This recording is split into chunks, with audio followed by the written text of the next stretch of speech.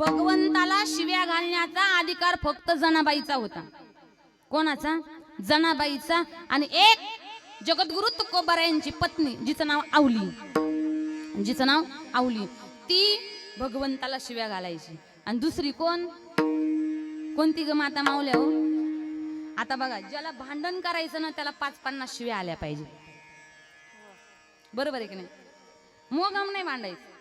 ज्याला भांडण करायचं त्याला 5-50 शिव्या आल्या पाहिजे. हाताने काय वाजवायची? टाळी वाजवायची. टाळी वाजवण्याचे पण फायदे असतात, परंतु आपल्याला ते कळत नाही. भोजन की मजा थाली से, फूलों की मजा माला से, फूलों की मजा माला से, ससुराल की मजा साली से. साली नाही कळाली? मेवणी. ससुराल की मजा साली से और हरि कीर्तन की मजा ताली से.